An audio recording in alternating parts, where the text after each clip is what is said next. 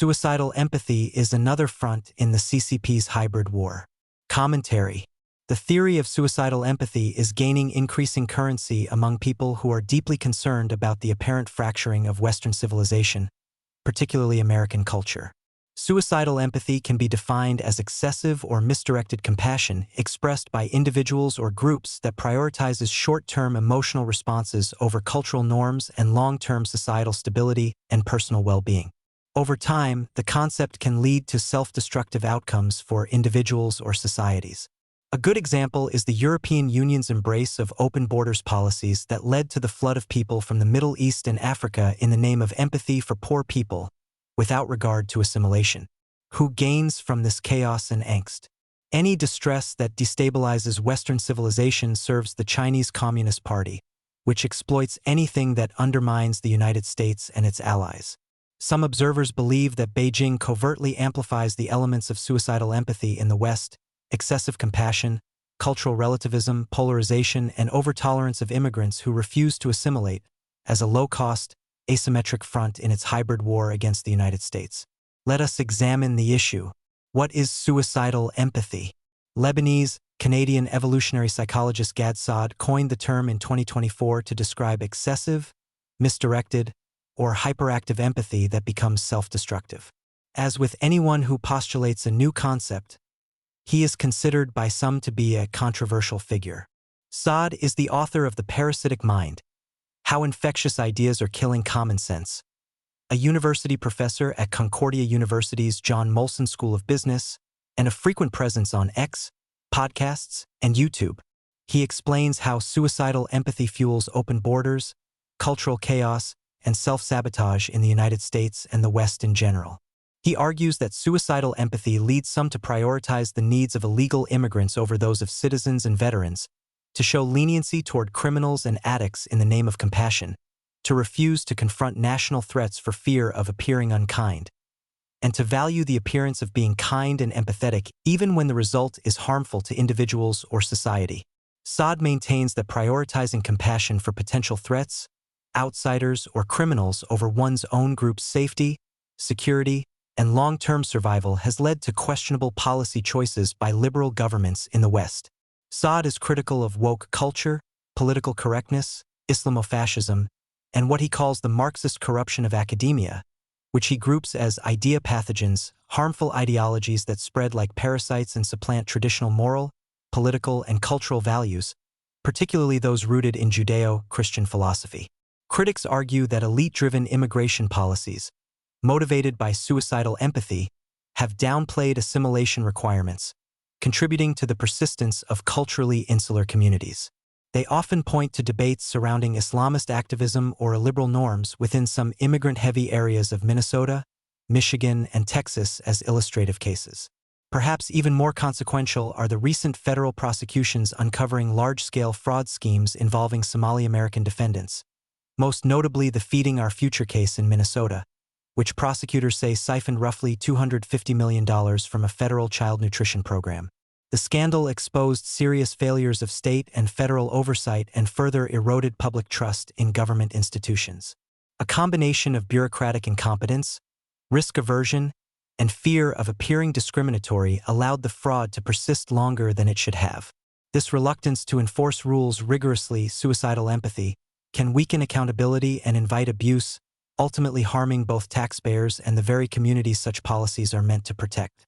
These fractures in American society serve the CCP, as whatever distracts, disrupts, weakens, or causes chaos among Americans is considered good by the communists.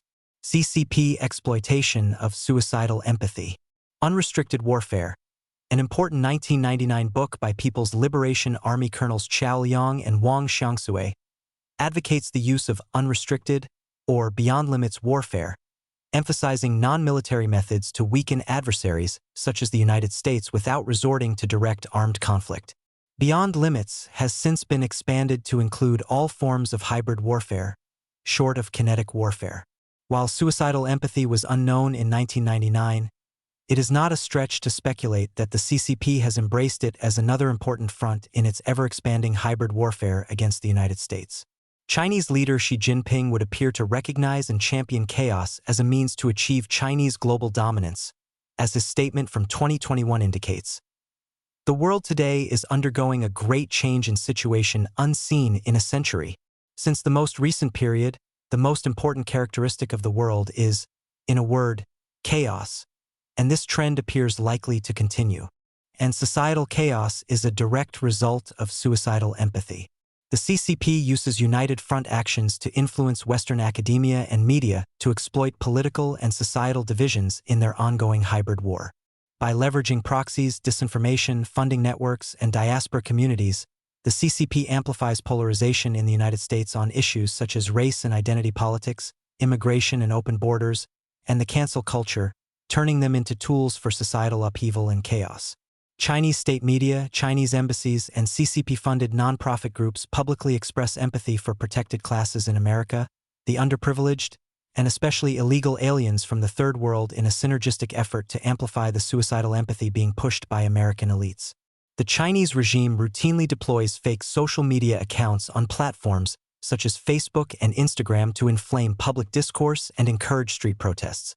For example, during the 2020 Black Lives Matter protests, CCP state media and influence networks amplified narratives that portrayed the United States as racially oppressive and chaotic.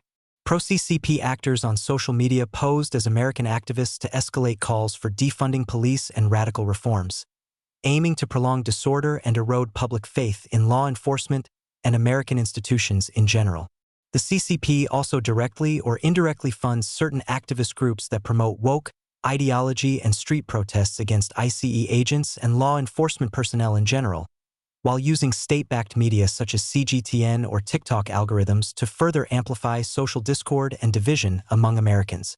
For example, Neville Roy Singham, an American tech millionaire living in Shanghai, is allegedly the main backer of the Party for Socialism and Liberation through nonprofits such as the Justice and Education Fund and the United Community Fund. PSL has organized nationwide protests against ICE, including the 2025 Los Angeles riots, where they were implicated in violence in the streets and civil unrest. Singham's pro-CCP network of radical organizations also allegedly funds the National Students for Justice in Palestine and the People's Forum, which promote Marxist education and progressive causes on campuses, such as immigrant rights and anti-racism, and also support anti-ICE campus protests while promoting woke themes like social justice and anti-oppression. Concluding thoughts. Did Gad Saad hit pay dirt by theorizing that the practical results of decades of putting Marxist critical theory into practice in America are, as he puts it, a tsunami of unmodulated kindness, parasitized suicidal empathy, or an orgiastic hyperactive form of empathy that are undermining Western civilization? The CCP has certainly figured that out, as its actions to spread and exacerbate chaos in America, as described above, elucidate. Whatever undermines the United States from within advances its hybrid warfare objectives and world domination goals. What is the surest sign that the CCP understands the effectiveness and threats of suicidal empathy? It is the communists who stamp out all vestiges of it in China. The CCP has historically viewed universal empathy, compassion, or spiritual beliefs among individuals as potential threats to its authority, often labeling them as superstitions to justify eradication, persecution, and suppression, with Falun Gong adherents and minorities as among the victims. The CCP prioritizes atheism, nationalism, and party loyalty over individual or humanitarian concerns, subordinating empathy for individuals to collective goals. Meanwhile, the CCP is working behind the scenes to promote suicidal empathy in America.